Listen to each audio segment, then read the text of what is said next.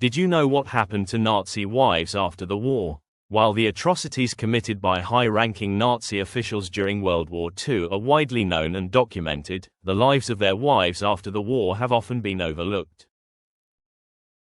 These women were married to some of the most notorious figures in history, but what happened to them once the war was over? Were they held accountable for the actions of their husbands, or were they able to live a peaceful life? Let's take a look at the post-war experiences of Nazi wives and the impact it had on their lives. Ilse Hess led a life marked by her unwavering allegiance to the Nazi Party and her marriage to Rudolf Hess, Adolf Hitler's deputy. She became Rudolf Hess's steadfast companion, standing by his side through the turbulent years of the Third Reich. Ilse and Rudolf Hess met in the early 1920s, and their relationship blossomed amidst the rising tide of National Socialism. In 1921, she initially joined the Nazi Party, and then rejoined in 1925, after the party had been banned. She was initially attracted to Rudolf Hess, but he hesitated to pursue a relationship. Ilse introduced Hess to Adolf Hitler, who actively engaged in social events hosted by affluent women. Hitler played a significant role in facilitating and influencing the marriage between Ilse and Hess, which occurred on December 20, 1927 in Munich. Moreover, Hitler stood as the godfather to their only child, Wolf Hess, born in 1937. Throughout the war, Ilse remained a steadfast supporter of the Nazi regime. Her loyalty was most evident when her husband embarked on a solo flight to Scotland, a futile attempt to negotiate peace with the United Kingdom. Despite the repercussions of his ill-fated mission, Ilse staunchly defended his intentions and continued to stand by the party. Ilse Hess's life after the war was marked by the challenges of rebuilding and adapting to a world that had irrevocably changed. With her husband sentenced to life imprisonment during the Nuremberg trials, she was left to raise their son alone. After World War II, Ilse Hess and some other wives of high-ranking Nazis who were either convicted or executed in the Nuremberg trials got arrested. They shipped her off to an internment camp in Augsburg. When they let her go, she moved to Aargau and opened a boarding house by 1955. Ilse Hess was a steadfast believer in National Socialism and remained devoted to Adolf Hitler and his ideologies until her demise. Post-war, she provided support to Stillhilfe, a silent organization for arrested, condemned, and fugitive SS members. Her controversial book, England, Nuremberg, Spandau, Ein Schicksal in Briefen, published in 1952, gained some attention. Among her correspondents were known admirers of Hitler. Her later years were spent advocating for her husband's release from Spandau prison, where he was held until his death in 1987. Ilse Hess passed away on September 7, 1995, leaving behind a complex legacy intertwined with the troubled history of Nazi Germany. Marguerite Himmler was the wife of Reichsführer SS Heinrich Himmler. In a twist of irony, Marguerite Himmler was initially trained as a nurse with the noble intention of saving lives in World War I. After the war, she transitioned to the German Red Cross Hospital, and with her father's financial support, she even managed a private nursing clinic. Marguerite first crossed paths with Heinrich during one of his lecture tours in 1927. His attraction to her was immediate, captivated by her blue eyes and blonde hair. They married in July the following year, despite Heinrich's initial apprehension about introducing Marguerite to his Catholic family due to their age difference and her previous marriage, as well as her Protestant faith. Eventually, his family grudgingly accepted Marguerite. The couple welcomed their daughter Gudrun into the world on August 8, 1929. Marguerite was far from a passive spectator in her husband's activities. She became a member of the Nazi Party in 1928 and regularly arranged gatherings for the spouses of high-ranking SS leaders. Despite her involvement, she was notably unpopular. During the Nuremberg rally in 1938, she had disagreements with the other women, who collectively refused to follow her lead. By the end of 1939, Marguerite was overseeing the operation of Red Cross hospitals throughout Berlin-Brandenburg. Her role sent her on missions to countries and regions under German Wehrmacht occupation. In her diary, there is a noted trip to Poland, which was under German occupation at the time, in March 1940. Confirming her eyewitness account of the events unfolding there, Marguerite wrote, "Then I was in Posen, Łódź, Warsaw. This Jewish rabble, Polacks, most of them don't look like human beings and the dirt is indescribable. It's an incredible job, trying to create order there." Due to her efforts, Himmler achieved the rank of colonel within the German Red Cross. In February 1945, Marguerite wrote to Gebhard Himmler, Heinrich Himmler's brother, expressing her thoughts on Heinrich. "How wonderful that he has been called to great tasks and is equal to them. The whole of Germany is looking to him."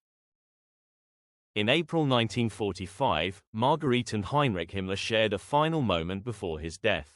Their marriage had effectively ended years before, with Marguerite discovering in 1941 that Heinrich was secretly entangled with his secretary, with whom he had 2 children. When the war concluded, Marguerite was subjected to numerous investigations probing the extent of her knowledge regarding her husband's affairs. She denied any awareness and pleaded to be cleared of Nazi association, absolving her of her husband's crimes. After a prolonged deliberation, in 1953, she was deemed a profiteer of the Nazi regime and sentenced to 30 days of penal labor. Consequently, she was stripped of her voting rights and pension eligibility. After her release, she lived under the pseudonym Marguerite Boden until her death in 1967, and tried to distance herself from her past. Lina Heydrich, Lina's brother, Hans, was an ardent member of the Nazi Party and the SA. His high praise of the party led Lina to a rally in 1929, where Adolf Hitler delivered a speech that greatly impacted her, prompting Lina to join the Nazi Party. It was during a rowing club ball in Kiel at the age of 19 that she met Naval Lieutenant Heydrich, eventually leading to their engagement announcement on December 18, 1930.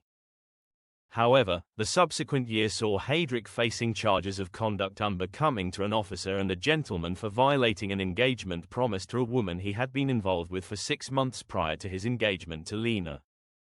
This led to his dismissal from the Navy in April, leaving him without a career. It was Lina who suggested the possibility of a career in the newly established SS. Heydrich's ideas for an SS intelligence service prompted Heinrich Himmler to immediately appoint him as the new chief of the newly formed intelligence service, known later as the SD. As an acknowledgement of her husband's dedication to the Nazi cause, Hitler gifted Lina with a large estate in rural Bohemia. At the estate, she kept several prisoners for forced labor, where it's alleged she abused them physically.